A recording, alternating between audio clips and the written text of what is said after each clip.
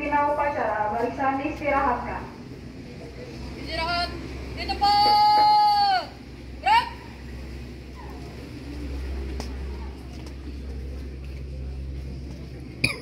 Saya mohon tenang, saya hitung sampai 5, saya hitung mundur, mohon suaranya diturunkan terlebih dahulu, jangan berbicara, karena saya akan menyampaikan hal-hal yang akan bermanfaat tentunya untuk kalian. Saya mulai ya. 5, 4, 3, 2, 1. Saya harap akan tetap hening seperti ini sampai sekiranya 10 menit saya menyampaikan amanat. Terima kasih untuk kerjasamanya. Selamat pagi semuanya. Pasukan saya ambil alih seluruhnya. Siap, gerak. Salam support. Santun, unggul, prestasi, peduli lingkungan. Istirahat di tempat, gerak. Salam sejahtera bagi kita semua.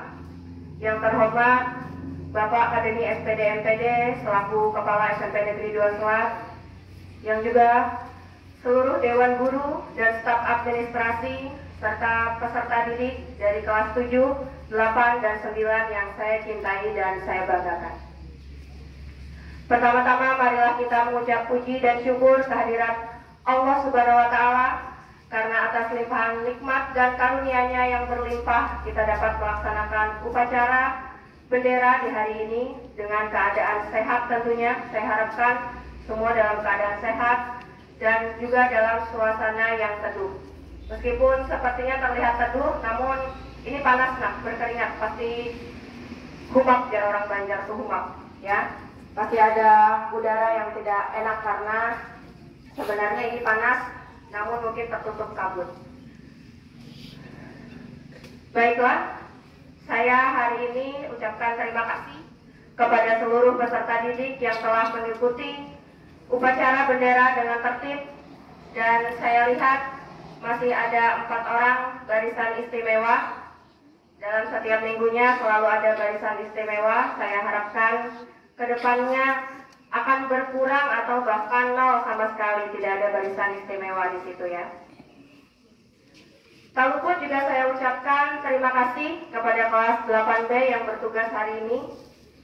Sudah bertugas dengan sangat baik, dan juga saya ucapkan terima kasih kepada wali kelas dan juga kakak pembimbing ataupun guru pembimbing yang telah membimbing mereka sehingga dapat melaksanakan tugas hari ini dengan baik.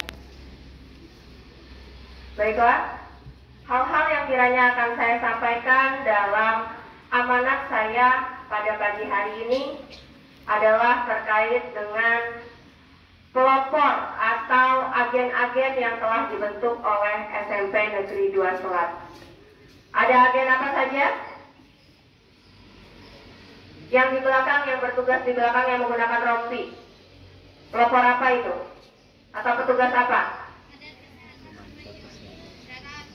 Remaja kesehatan, kader remaja kesehatan. Ada juga agen perubahan dan juga pelopor adiwiyata. Kalian telah dibentuk, telah dikukuhkan, dan juga telah mengetahui tugas maupun topoksinya masing-masing.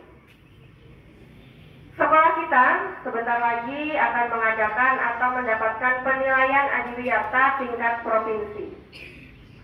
Jadi semua elemen sekolah, baik Bapak Ibu Guru, staf administrasi, Bapak Kepala Sekolah, dan seluruh peserta didik akan bekerja sama untuk menyukseskan program adiwiyata ini.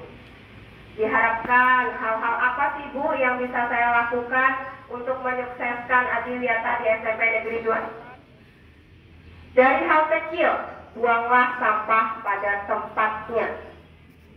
Bukan buanglah sampah di mana saya duduk. Pelopor adiwiyata mempunyai tugas atau mandat yang penting. Mereka punya hak untuk menegur teman-temannya yang membuang sampah sembarangan, contoh sederhananya. Dan mereka juga punya tugas. Apa tugasnya Bu? Mencontohkan.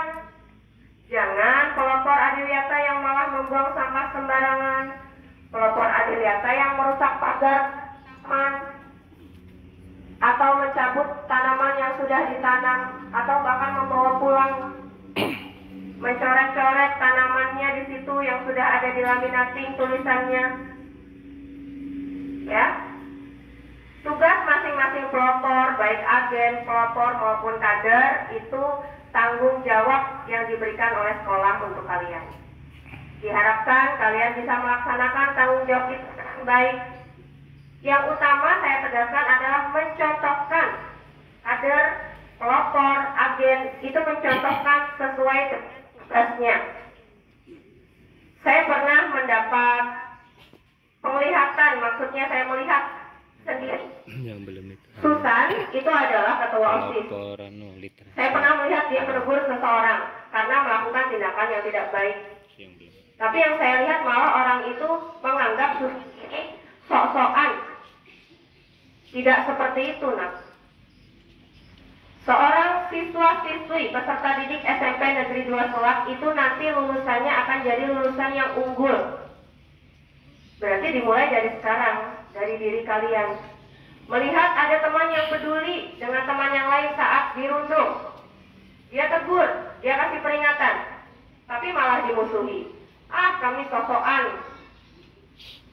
kami sok iye, sok pintar, sementara ketua OSIS. Jangan seperti itu. Dia yang kalian pilih untuk menjadi ketua OSIS itu punya tugas yang biasa dan berat, nah. Jangan kalian anggap dia menegur itu karena dia mau cari pamor atau mau cari gaya dan lain sebagainya.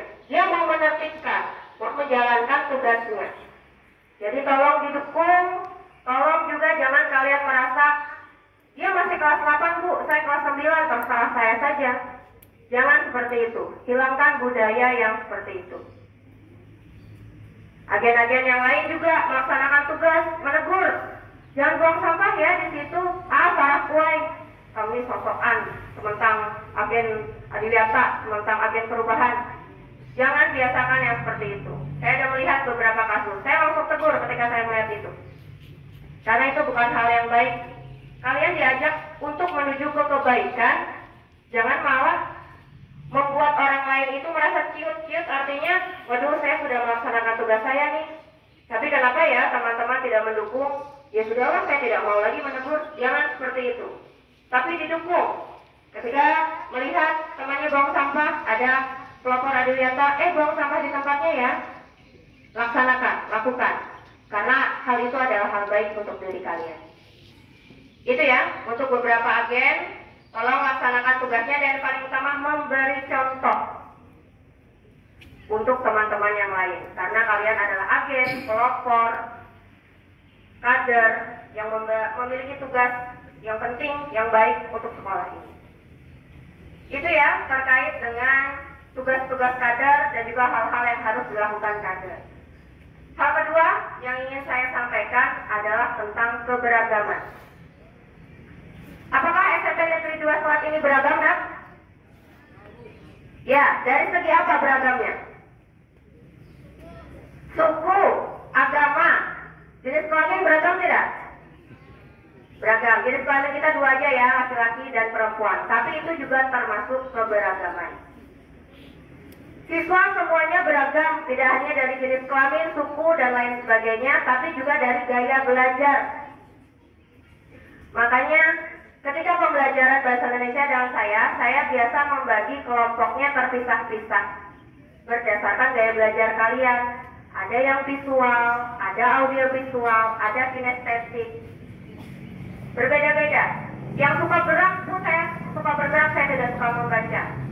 Berarti harus dapat pembelajaran yang seperti apa disesuaikan. Namun, ada kalanya ketika saya membagi kelompok, kalian ada yang protes.